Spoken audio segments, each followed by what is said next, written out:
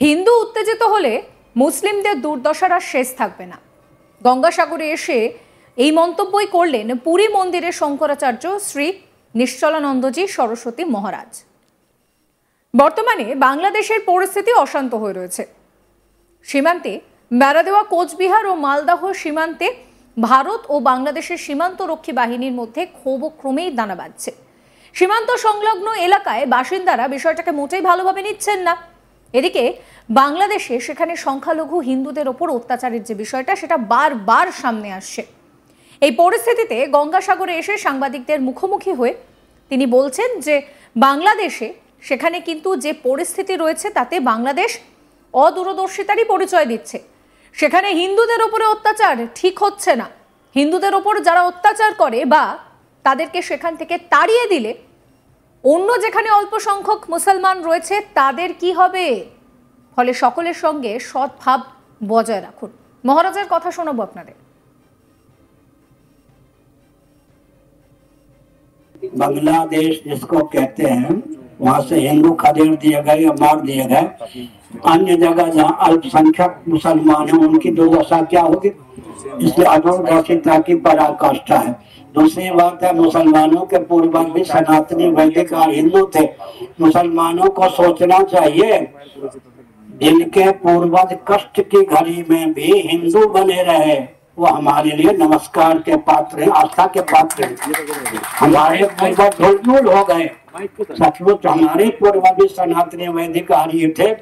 इसलिए जो हिंदू हैं, गर्व से कहते हिंदू हैं, जिनके पूर्वजों ने विषम परिस्थिति में भी घुटना नहीं टेका, उन हिंदुओं को नमस्कार, उन हिंदुओं के पूर्वजों को नमस्कार।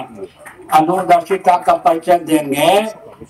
अगर क्रिश्चियनों की हिंदुओं की त्योरी चढ़ गई तो मुसलमानों की क्या दुर्दशा होगी? ये भी सोचना चाहिए ना।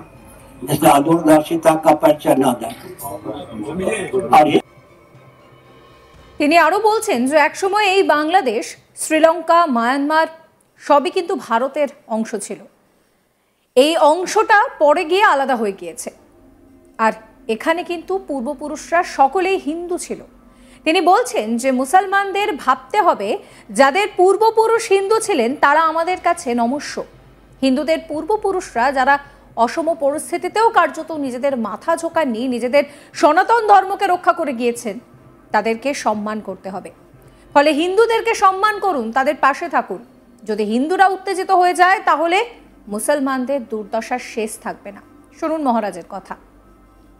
पहली बात तो यह है कि बांग्लादेश भारत का अंग था या नहीं।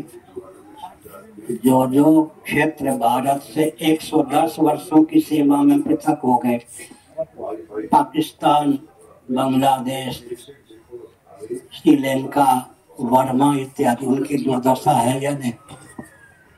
दूसरी बात यह है कि बांग्लादेश में जो रहते हैं उनको विचार करना चाहिए। हिंदू सार सकार को हिंदू अपनावे तो सुरक्षित रहेंगे। पहला सकार क्या है? सच्चिदानंद स्वरूप सर्वेश्वर के स्मरण का बल हो। दूसरा सकार क्या है? सद्भाव पूर्वक संवाद का बल हो। तीसरा सकार क्या? सेवा का बल हो। चौथा सकार क्या है? संघ बल हो।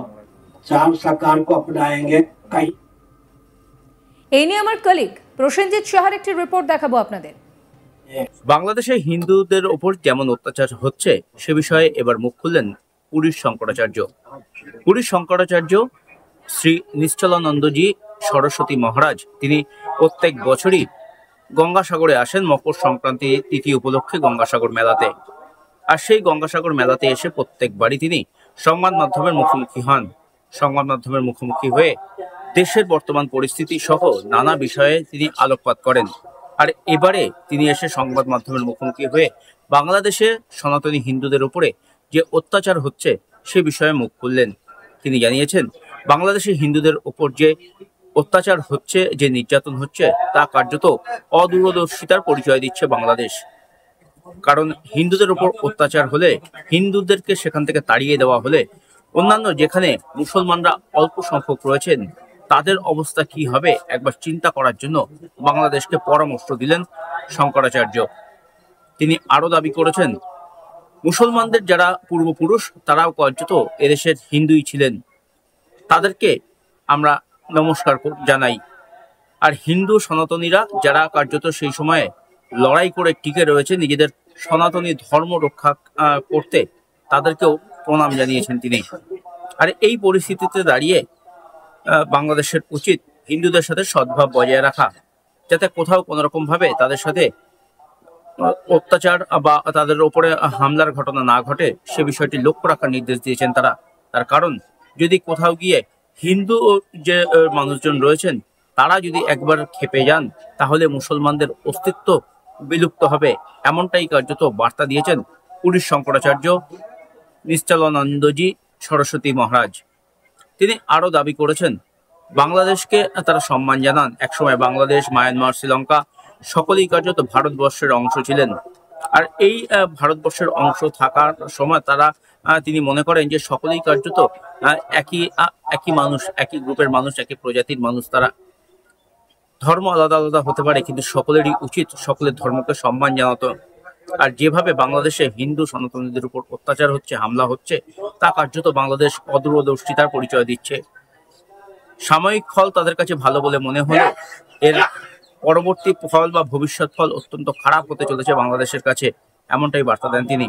হিন্দুদের উপর অত্যাচার হলেই, হিন্দুদের উপর আক্রমণ হলে, হামলা হলে অন্যান্য যে সমস্ত দেশে মুসলমানরা সংখ্যালঘু, সেই সমস্ত দেশে মুসলমানদের অস্তিত্ব রক্ষা হবে না, অস্তিত্ব থাকবে না, কার্যত এভাবে হুঁশিয়ারিও দিয়েছেন পুরীর শঙ্করাচার্য।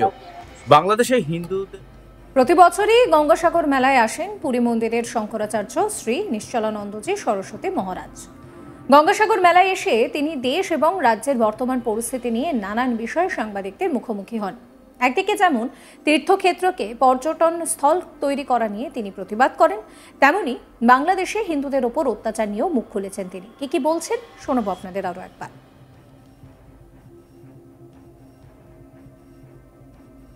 बांग्लादेश जिसको कहते हैं, वहाँ से हिंदू खदेड़ दिए गए या मार दिए गए।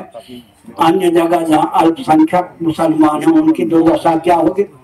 इसलिए अधोगतिता की पराकाष्ठा है। दूसरी बात है, मुसलमानों के पूर्वज भी सनातनी वैदिक और हिंदू थे। मुसलमानों को सोचना चाहिए, जिनके पूर्वज कष्ट की घड़ी में भी हिंदू बने रहे, वो हमारे लिए नमस्कार के पात्र हैं, आस्था के पात्र हैं। हमारे पूर्वज धूल हो गए, सचमुच हमारे पूर्वज भी सनातनी वैदिक आर्य थे। इसलिए जो हिंदू हैं, সাবস্ক্রাইব করবেন আজ তাক বাংলার ইউটিউব চ্যানেলকে, ফলো করতে ভুলবেন না হোয়াটসঅ্যাপ চ্যানেলও। আপনাদের নজর থাকুক আজ তাক বাংলার লাইভ স্ট্রিমিংয়েও।